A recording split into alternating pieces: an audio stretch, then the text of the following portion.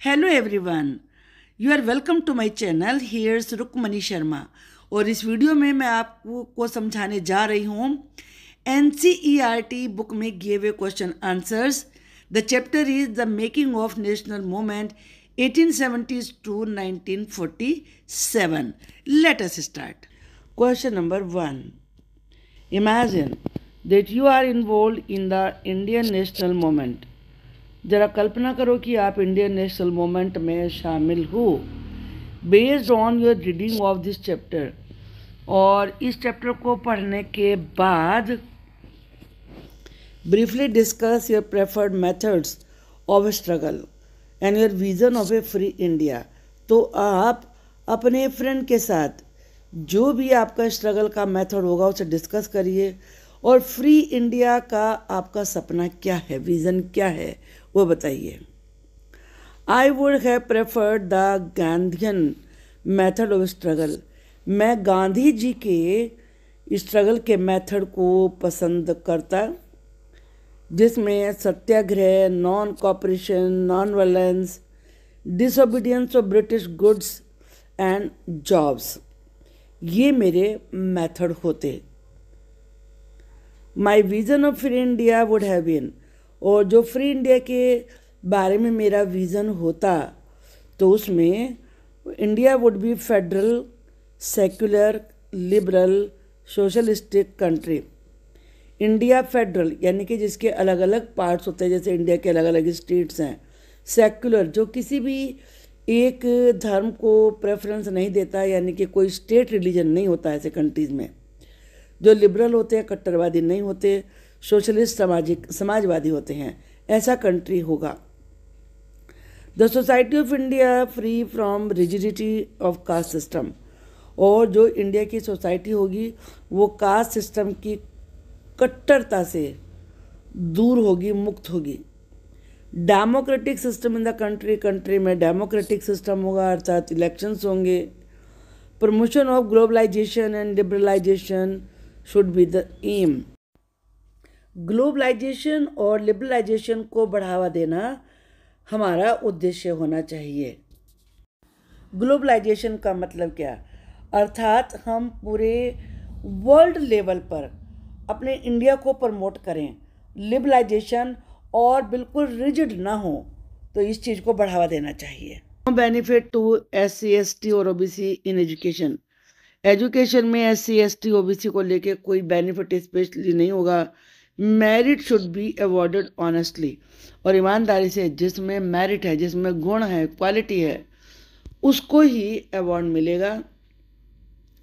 Common national welfare should be promoted, और सभी के लिए, पूरे राष्ट्र के कल्याण के लिए काम किया जाना चाहिए, उसको बढ़ावा मिलना चाहिए। Why were the people dissatisfied with British rule in the 1870s and 1880s?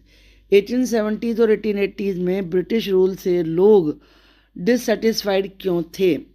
The people were dissatisfied with British rule in 1870s and 1880s because they thought, वे सोचते थे that the British were exercising control over the resources of India and the lives of its people।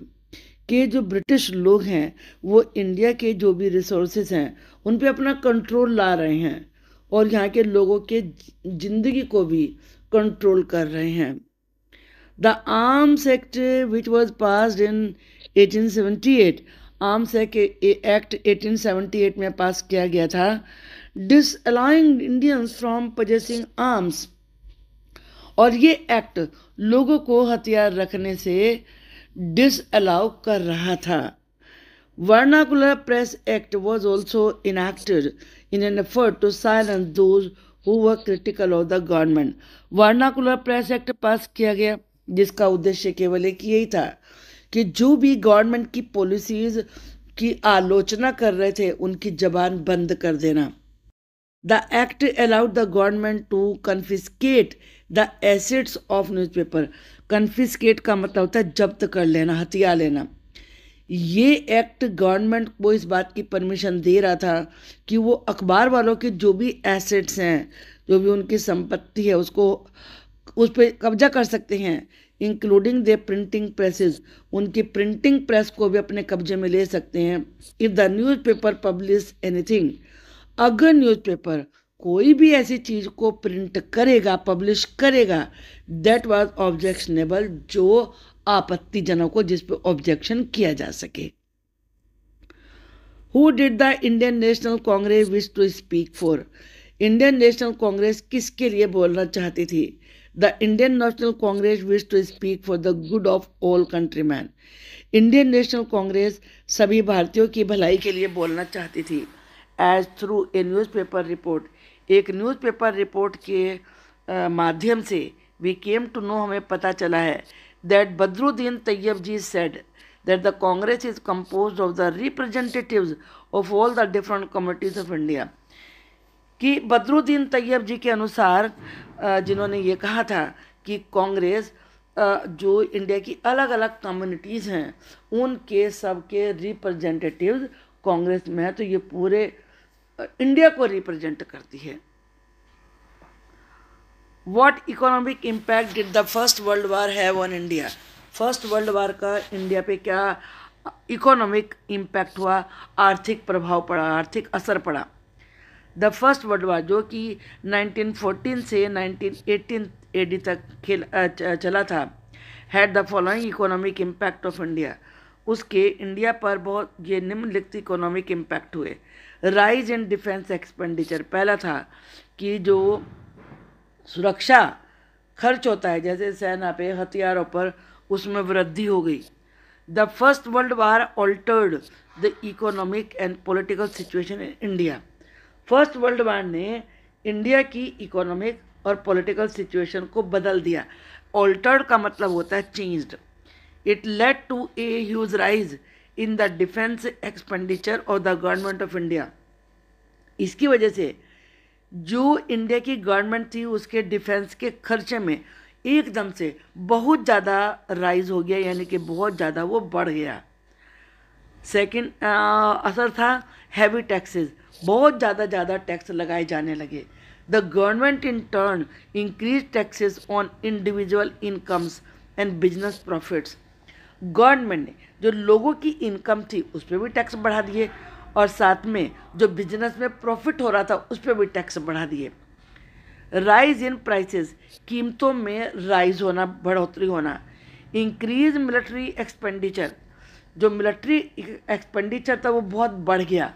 And the demand for war supplies led to a steep rise in prices, और जो वार की supply थी उसकी demand बहुत बढ़ने लगी, तो इससे क्या हुआ कि प्राइसेस तेज़ी से बढ़ने लगे, which created great difficulties for the common people, जिससे कि आम लोगों के लिए बहुत ज़्यादा परेशानी हो गई, डिफ़िकल्टी हो गई। नेक्स्ट है प्रॉफिट टू बिजनेसमैन, बिजनेसमैन को बहुत प्रॉफिट होने लगा। ऑन द अदर हैंड, इसके विपरीत business groups reaped fabulous profits from the war, जो बिजनेस ग्रुप थे उन्होंने वार से बहुत ज़्यादा प्रॉफिट बनाना शुरू कर दिया। राइज ऑफ इंडस्ट्रीज, इंडस्ट्रीज का बढ़ना। The war created demand for industrial goods, war की वजह से इंडस्ट्रियल गुड्स यानी कि जो इंडस्ट्री में चीज़ें बनती हैं उनकी मांग बहुत बढ़ गई। And cause decline of imports from other countries, और जो दूसरे कंट्रीज से इम्पोर्ट होता था उसमें कमी आ गई। फास्ट डेवलपमेंट, तेज डेवलपमेंट हुआ। Indian industries expand during the war, war के दौरान जो इंडिया की इंडस्ट्रीज थी वो बहुत आगे बढ़ी। And the Indian business groups began to demand the greater opportunities for development, और इंडियन के जो बिजनेस ग्रुप थे उन्होंने डेवलपमेंट के लिए और ज़्यादा अपॉर्चुनिटीज़ की मांग करना शुरू कर दिया। What did the Muslim League resolution of 1940s ask for? जो 1940 की मुस्लिम लीग रिजोल्यूशन था उससे क्या मांग की गई थी? इन 1940s the Muslim league resolution, जो मुस्लिम लीग का रिजोल्यूशन था, प्रस्ताव था, रिजोल्यूशन का मतलब होता है प्रस्ताव, उन्होंने इंडिपेंडेंट स्टेट की मांग करी कि मुस्लिम लीग चाहती थी कि मुसलमानों के लिए अलग कंट्री हो। For the Muslims in the north western and eastern areas of the country, दो हिस्सों में मांग रही थी। कंट्री के नॉर्थ वेस्टर्न पार्ट में जिधर राजस्थान है और ईस्टर्न एरियाज में जिधर बंगाल है। The resolution did not mention partition for Pakistan, और इस रिजोल्यूशन में पाकिस्तान के लिए पार्टीशन का जिक्र नहीं किया गया था। Who were the moderates, moderates कौन थे? How did they propose to struggle against British rule, वो ब्रिटिश रूल के अगेंस्ट स्ट्रगल किस तरीके से करना चाहते थे, क्या था उनका proposal? Moderates were the leaders of the Congress, moderates Congress के लीडर थे। Who presented their demands to the British in a moderate way, जिन्होंने मॉडरेट तरीके से ब्रिटिश के सामने अपनी मांगे रखी। अब मॉडरेट क्या होता है? आप ये समझ लीजिए जो हिंसा के बिल्कुल अपोजिट है, यानी कि जो वायलेंस नहीं चाहते हैं। And they wanted gradual reforms, और वो चाहते थे कि धीरे धीरे सुधार किया जाए इंडिया में। They aimed at better and friendly association with the British, वो ब्रिटिश के साथ बेटर और फ्रेंडली एसोसिएशन चाहते थे। The moderates included leaders like Surendra Nath Banerjee, Feroz Shah Mehta and Gopal Krishna Gokhale. और इन जो मॉडरेट थे उनमें सुरेंद्र नाथ बनर्जी, फिरोज शाह मेहता और गोपाल कृष्ण गोखले जैसे लीडर्स थे। And they propose the following methods to struggle against the British government, और ब्रिटिश गवर्नमेंट के अगेंस्ट लड़ने के लिए उन्होंने ये निम्नलिखित मेथड प्रपोज किए। The demands were presented to the British through petitions, meetings, speeches and resolutions. जो डिमांड ब्रिटिशर्स को दी गई वो या तो अर्जी के रूप में थी, या मीटिंग की गई, भाषण दिए गए और रिजोल्यूशन प्रस्ताव पास किए गए। Their whole attitude was of reconciliation. Reconciliation का मतलब होता है सुलह, शांति बनाना, समझौता कर लेना। उनका पूरा एटीट्यूड ये था कि ब्रिटिश के साथ रिकंसाइल कर लिया जाए, सुलह कर ली जाए, एंड नॉट कन्फ्रंटेशन, आमना सामना नहीं। They would do nothing which would offend the British rulers. वो ऐसा कुछ नहीं करेंगे जिससे कि ब्रिटिश रूलर्स नाराज हो जाएं। How are the politics of the radicals within the Congress different from that of the moderates? Congress में जो रेडिकल्स थे उनकी पॉलिटिक्स मॉडरेट से किस प्रकार से अलग थी? The politics of the radicals within the Congress was different from that of the moderates as इस प्रकार से थी। The radicals opposed the moderates policy of petitions. जो रेडिकल्स थे उन्होंने मॉडरेट्स और रेडिकल्स को नरमवादी और गरमवादी कहा है, यानी कि जो गरम मिजाज वाले थे तो वो रेडिकल्स हुए, जो नरम मिजाज वाले थे वो मॉडरेट्स हुए। पॉलिसी ऑफ पेटिशंस, रेडिकल्स को जो मॉडरेट्स की अर्जियां, प्रार्थना देना, रिजोल्यूशन पास करना, वो इस पॉलिसी को बिल्कुल पसंद नहीं करते थे, इसको अपोज करते थे। They laid stress on self reliance and constructive work, वो स्वावलंबन और कंस्ट्रक्टिव वर्क पर ज़्यादा जोर देते थे। Moderates wanted self government, moderates self government चाहते थे, यानी कि swaraj within the British empire, British empire में। Radicals demanded swaraj from the British rule, radical चाहते थे कि ब्रिटिश रूल से वो अलग हों, उनका तब राज्य हो। The extremist advocated the radicals methods of strike and boycott for the fulfilment of their demands. जो एक्सट्रीमिस्ट थे उन्होंने रेडिकल्स का जो स्ट्राइक करने का मेथड था, बायकॉट करने का मेथड था, for the fulfilment of their demand, अपनी डिमांड को पूरा करवाने के लिए उसको पसंद किया, उसको वकालत करी, यानी कि उसको उन्होंने सपोर्ट दिया अपना।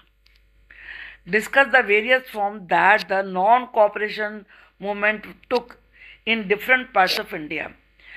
जो नॉन कोऑपरेशन मूवमेंट था वो इंडिया के अलग अलग पार्ट्स में किस किस फॉर्म में था।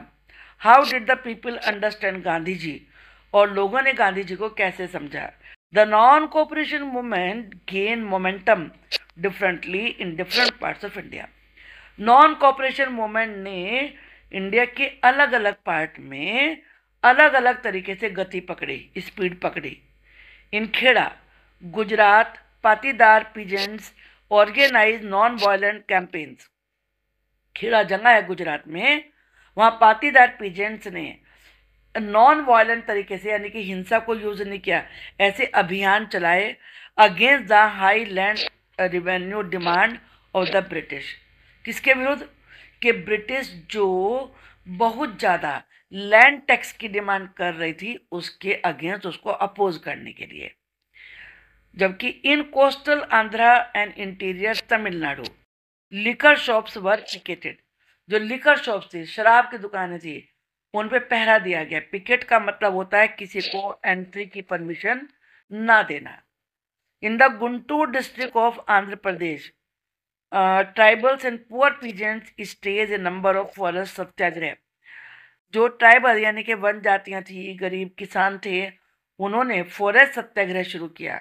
Sometime sending their cattle into forest without paying grazing fee. बिना ग्रेजिंग फी दिए बगैर वो अपने जानवरों को जंगलों में चराने के लिए भेज देते थे।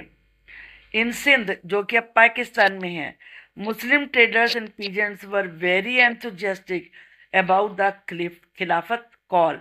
अब जानते हैं खिलाफत मूवमेंट भी चला था, यानी कि अपोज करना। तो जब उसका आह्वान किया गया तो वो उसको फॉलो करने में बहुत उत्साह दिखाते थे। कौन? जो मुस्लिम ट्रेडर्स, बिजनेसमैन थे और किसान थे। इन बंगाल, खिलाफत और नॉन कॉपरेशन मूवमेंट अलायंस, इन दोनों जुड़ गए एक साथ। Gave enormous communal unity. इन्होंने बहुत ज़्यादा कम्युनल यूनिटी को दिखाया, यानी कि हिंदू मुस्लिम एकता को दिखाया। And strength to the national movement, और नेशनल मूवमेंट को काफ़ी ताकत दी। पंजाब में the Akali agitation of the Sikh so to remove corrupt mahant. जो अकाली एजिटेशन था, विरोध था, वो करप्ट महंतों को हटाना चाहते थे Sikh. Supported by the British from their gurdwaras. और इन महंतों को ब्रिटिश गवर्नमेंट का सपोर्ट प्राप्त था, तो इन महंतों को वो गुरुद्वारा से हटाना चाहते थे। वो कौन से महंत? जिन्हें ब्रिटिश लोगों का सपोर्ट मिला हुआ था। असम में टी गार्डन्स लेबरर्स, जो टी गार्डन में काम करने वाले मजदूर थे, शाउटिंग गांधी महाराज की जय, demanded in big increase in their wages.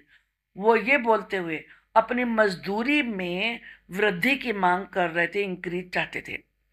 The way in which the people understood Mahatma Gandhi. अब वो तरीका, जिस तरीके से लोगों ने महात्मा गांधी को समझा। Gandhi ji was thought of by people as a मसीहा। गांधी जी को लोग मसीहा मानते थे।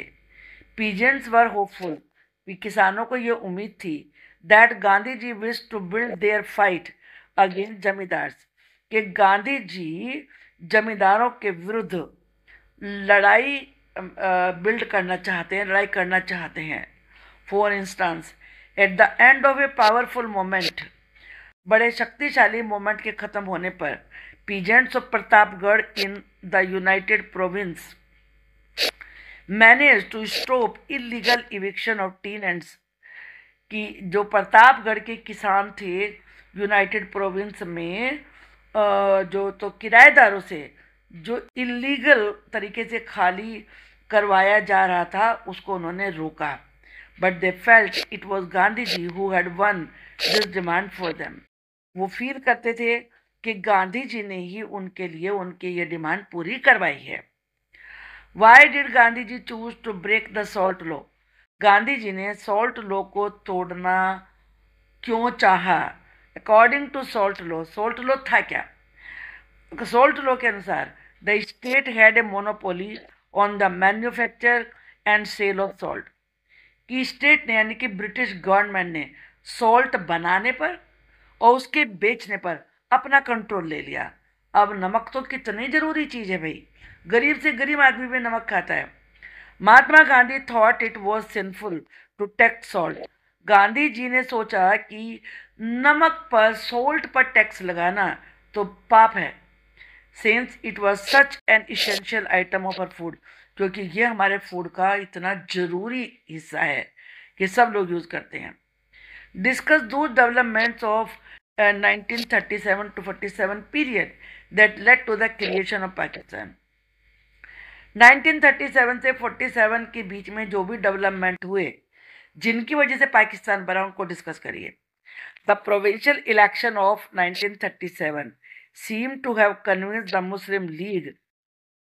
जो 1937 में प्रोविंशियल इलेक्शन हुए थे, यानी कि प्रोविंशियल से मतलब जो स्टेट में इलेक्शन हुए थे, उससे मुस्लिम लीग को ये विश्वास हो गया that Muslims were a minority, कि मुस्लिम की संख्या कम है, and they would always have to play second fiddle in any democratic structure, कि कोई भी डेमोक्रेसी यहाँ पर किसी तरह की भी बनेगी उसमें वो दूसरे नंबर पर ही रहेंगे। ये बात उन्हें समझ में आ गई। The Congress failure to mobilise the Muslim masses in the 1930s में जो कांग्रेस थी वो मुस्लिम जनता को, मासेस का मतलब है पब्लिक, मुस्लिम पब्लिक को प्रेरित नहीं कर सकी। इस वजह से भी allowed the league to widen its social support, इसीलिए लीग ने अपना सोशल सपोर्ट बड़ा करना चाहा।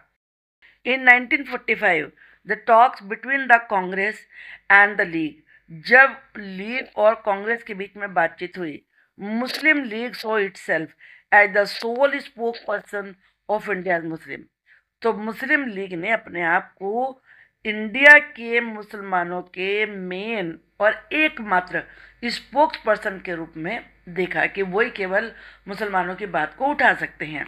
League success in the seats election of 1946 की जो सीट्स के लिए इलेक्शन हुए थे, उसमें लीग की सक्सेस स्पेक्टेकुलर थी, बहुत ही अलग थी, मतलब विशिष्ट थी।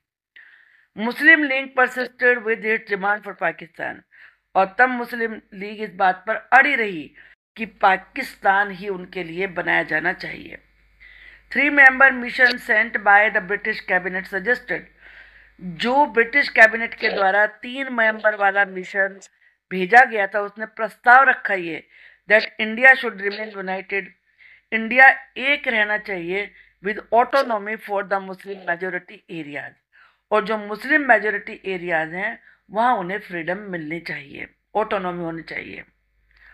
However, the Congress and the Muslim League did not agree to the specific details, लेकिन कांग्रेस और मुस्लिम लीग ये दोनों ही उन स्पेसिफिक डिटेल्स पे सहमत ही नहीं हुए। All the above factors led to the creation of Pakistan, इन कारणों की वजह से ही पाकिस्तान का निर्माण हुआ। आई होप कि आपको ये लेसन समझ में आ गया होगा। Thank you. Don't forget to subscribe the channel, like the video and drop a comment.